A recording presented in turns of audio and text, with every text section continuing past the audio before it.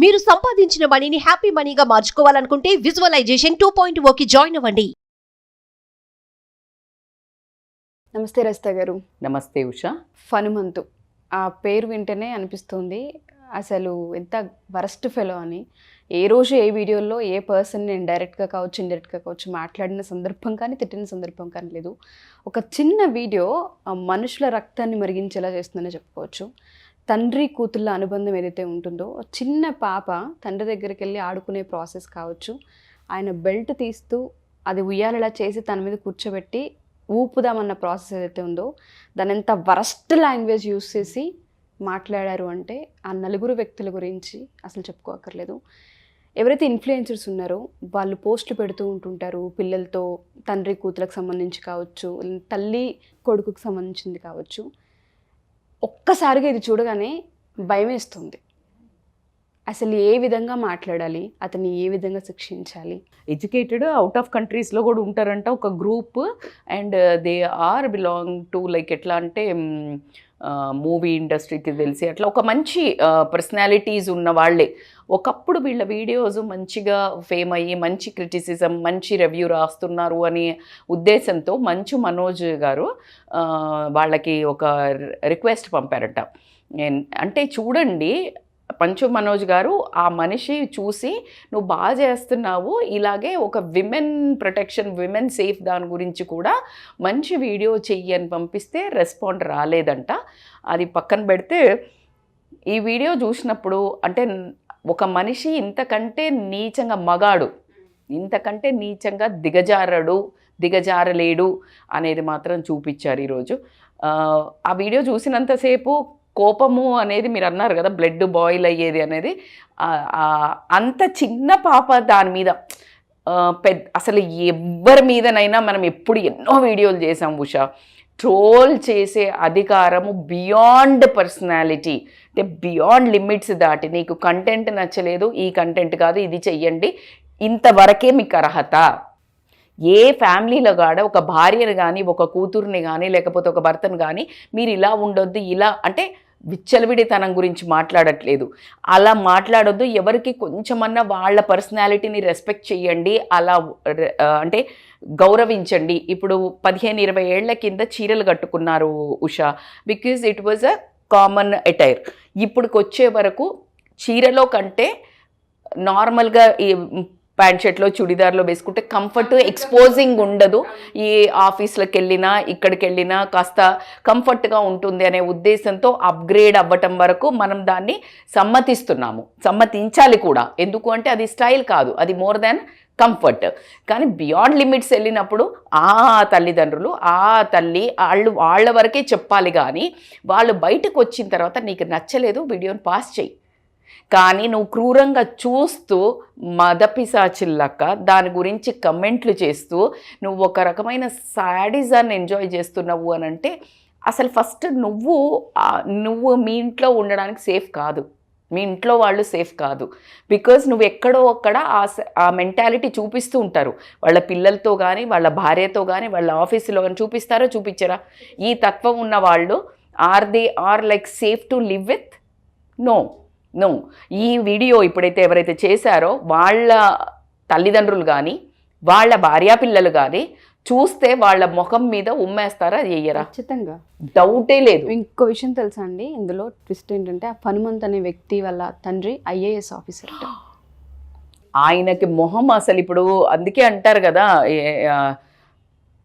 వారసత్వంగా అందరికీ ఆ గుణాలు రావు అనడానికి ఆయన ఇప్పుడు ఆయన ఎన్ని రెప్యూటెడ్గా ఎంతవరకు వర్క్ చేసి ఒక పేరు నిలబెట్టుకొని ఉంటారు.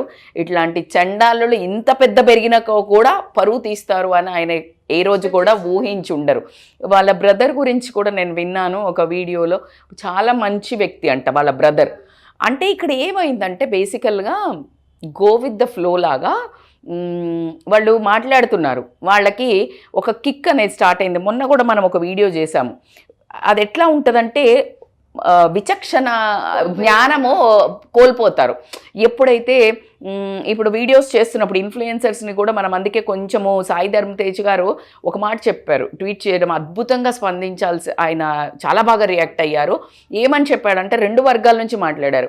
ట్రోల్ చేసే అధికారం అసలు ఎవరికి ఇచ్చారు, ట్రోల్ చేయటం అనేది ఈరోజు తను రిక్వెస్ట్ చేసినంత వరకు మన సీఎం కానీ వీళ్ళందరినీ డిప్యూటీ సీఎంని అందరినీ బెస్ట్ వే ఏంటంటే, మనకి ఈ మధ్యనే ఒక 2-3 ట్రోల్స్ తీసి ఒక యువతి ఆత్మహత్య చేసుకుంది. కొడుకు ఇలా కిటికీలో నుంచి బయటికి వస్తే అది భరించలేక తను ఆత్మహత్య చేసుకుంది. నాకు చాలా బాధేసింది. అంటే ఏ తల్లి కూడా ఒక పిల్లల్ని అట్లా అవుతుందని కోరుకోదు, వదిలేయదు. మీకు అర్హత ఎవరు ఇచ్చారు? నాకు ఈరోజు మాట్లాడుతున్న ఆ సన్నివేశం గుర్తొస్తోంది ఉషా, నిజంగా కూడా చెప్తున్నాను. పిల్లోడు బతికాడు, కానీ ఈరోజు తల్లి లేదు. Because of these useless fellows. ఏమనుకొని మీరు ట్రోల్ చేస్తారో, మీకు అసలు ఎవరిచ్చారు అధికారము? మీకు ఒక మనిషిని జడ్జి చేసే అధికారం మీకు ఎవరిచ్చారు? నువ్వు కంటెంట్ నచ్చితే చూడు, లేకపోతే లేదు. అయ్యో బాబు బతికాడు, అదృష్టవంతురాలు తల్లి, ఇలా పెట్టలేవా? ఎందుకు ఆ శాడిజము, ఆ సైకోయిజము నీకు ఎవరిస్తున్నారు? ఒక మనిషిని, ఒక తల్లిని అనే అర్హత నీకు ఎవరిచ్చారు? ఒక ఆడదాన్ని అర్హత వేరు, తల్లి అర్హత వేరు. తల్లిని అంతగనం. సెకండ్ది నేను మొన్న ఒకటి చూశాను కేరళలో. యాక్చువల్లీ నేను దాని మీద కూడా వీడియో చేద్దాం అనుకున్నాను. ఆ అమ్మాయి ఇన్ఫ్లుయెన్సర్ బ్యూటిఫుల్గా ఉంటుందంట. ఆ తర్వాత ఇట్లాగే ఇంకొక ఇన్ఫ్లుయెన్సర్ ఇలాగే పరిచయం అవుతారు కదా. నేను అదే చెప్తుంటాను, నెత్తినూరు కొట్టుకొని. అట్లా ఎవడో తలా ముక్క లేని వాళ్ళతోటి పరిచయం పెంచుకుంటే అతను వచ్చి ప్రపోజ్ చేశాడు. ఈ అమ్మాయి ఓకే చెప్పింది. కొన్ని రోజులు మంచిగానే అంతా నడిచింది ఇద్దరిది. దాని తర్వాత నడిచినప్పుడు అందరూ మంచిగా ట్రోల్ అంటే లైక్ మంచి కమెంట్స్ పెట్టడము, టుగెదర్నెస్ని ఎంజాయ్. వీళ్ళకు ఒక ఫీస్ట్ కదా, ఏదో ఒక మసాలా కావాలి. నడిచింది. ఆ తర్వాత వాళ్ళకి ఏదో డిఫరెన్సెస్ వచ్చి, అదే కదా కర్మ. వీళ్ళు అన్నీ బయట పడిపోతున్నారు కదా. That it is a personal thing. వాళ్ళు పర్సనల్గా కలిశారన్నది కూడా పెట్టారు, సెలబ్రేషన్స్ పెట్టారు, అన్నీ పెట్టారు. ఎప్పుడైతే విడిపోతారో తెలిసిపోతుంది కదా. ఇంకా అమ్మన డాష్లో ఆ పిల్లను చాలా విడిగా బూతులతోటి పెట్టడం వల్ల ఆ అమ్మాయి సూసైడ్ చేసుకొని చచ్చిపోయింది ఉషా. అంటే వీళ్ళు ఒక మనిషిని ప్రాణాలు తీసేంత వరకు. మరి మీరే ప్రాణం పోసి మీరే తీస్తున్నారు అంటే మీరు ఏమైనా దేవుళ్ళు అనుకుంటున్నారా? అంటే యూట్యూబ్ మీరు చూస్తే వస్తుంది, మీకు నచ్చిన కంటెంటే చూడండి. ఈ యూట్యూబర్స్ కూడా ఒక లిమిట్ దాటి మీరు మీ పర్సనల్ లైఫ్ని, మీ పిల్లలను పెట్టి వాళ్లతో మాటలు అనిపించుకోవాల్సిన గతి మీకు లేదు అని నమ్ముతున్నాను. మీ టాలెంట్ని, మీ స్కిల్ని బయట పెట్టండి. ఎందుకంటే ఈరోజు నేను ప్రౌడ్గా కూడా చెప్తాను, యుఎస్లో ఉన్న పిల్లలకి యూట్యూబ్ వీడియోస్లలో వంటలు ఇట్లా చూసి తల్లిదండ్రులను ఇబ్బంది పెట్టకుండా వాళ్ళు శుభ్రంగా నేర్చుకొని ప్రతి ఒక్క స్కిల్ ఏమనంటే యూట్యూబ్లో కొట్టి నేర్చుకుంటున్నాము. యూట్యూబ్ అంటే ఒక అల్లిక దగ్గర నుంచి మొదలు పెడితే, ఒక చదువు దగ్గర నుంచి మొదలు పెడితే, ఒక డిజిటల్ టెక్నాలజీ నుంచి మొదలు పెడితే, ఒక ఫోన్ని ఎలా ఓపెన్ చేయాలని మొదలు పెడితే, ఒక settings, everything is so productive. కానీ ఒక పాల దాంట్లో విరగొట్టి విషం అన్నట్టు, ఒక చుక్క విషం చాలు అన్నట్టు ఇదిగో ఇలాంటి దౌర్భాగ్యాలు ఉండటం వల్ల మిగతా యూట్యూబర్స్ మీద కూడా మేము యూట్యూబర్ అని చెప్పుకోవడానికి ఒక చిన్నతనాన్ని ఈరోజు క్రియేట్ చేయడం జరిగింది. వీళ్ళు ఏది చదువుకున్న వాళ్ళు, చదువుకోని వాళ్ళు, కొంచెం ఇల్లిటరసీ ఉన్నవాళ్ళు, రోడ్డున పోయే పోరంబక్కుల కంటే అధ్వానంగా బిహేవ్ చేశారు ఈరోజు వీళ్ళు సాఫ్ట్వేర్ ఎంప్లాయీస్ అని అనిపించింది నాకు వాళ్ళని చూస్తే. సో దీన్ని మనము ఖచ్చితంగా వీళ్ళకి ఎలా శిక్ష వెయ్యాలి అని అంటే ఉషా, వీళ్ళకేసే శిక్షతోటి ఎవడు ట్రోల్ చేయాలన్నా భయపడాలి. ఎందుకు అంటే ఆ ట్రోలర్ వల్ల మేబీ ప్రాణాలే తీసుకోక్కర్లేదు. వాళ్ళు ఏదో వాళ్ళకున్న స్కిల్నో లేకపోతే కొంతమంది డ్యాన్సులనో అమ్మాయిలో ఏదో రకంగా చేస్తున్నప్పుడు వీళ్ళు చేసే ఒక అనాగరికమైన కమెంట్స్ తోటి, ట్రోల్స్ తోటి వాళ్ళు మానసికంగా ఎన్నో రాత్రులు నిద్ర లేకుండా అనుభవించారు. అవి చదివి వాళ్ళ ఫ్యామిలీ వాళ్ళు వీళ్ళను నిందలేయటం కానీ, ఆపేయమంటం కానీ, వాళ్ళ ఇంట్లో ఒక కొల్లోలం ఒక చిన్న నీ కమెంట్, నీ పైచ్యానికి వచ్చే కమెంట్, నీ వ్యూ నువ్వు వేరే వాళ్ళ మీద పెట్టే నీ ఓన్గా నువ్వు పెట్టే కమెంట్ వాళ్ళ లైఫ్లో ఒక భయంకరమైన తుఫాన్ రేపుతుంది. మనకు కనిపించేవి ఇవే, కనిపించనివి ఎన్నో ఉండి ఉంటాయి. సో కాబట్టికే ఈరోజు గవర్నమెంట్కి ఎలాగైతే పెద్దగా ఇప్పుడు స్టార్స్ రెస్పాండ్ అవ్వటము అద్భుతం. కానీ ఈరోజు మళ్ళీ నేను ఇంకొకటి బాధాకరంగా చెప్పాల్సింది ఏంటంటే, ఎవరైతే ట్రోల్ గురవుతున్నారో, లేదు ఒక యూట్యూబ్ మీద ఒక మచ్చ తెచ్చారో వాళ్ళందరూ ఇన్ఫ్లుయెన్సర్స్ ఇంకా రియాక్ట్ కాకపోవడం అనేది I'm feeling so bad about it.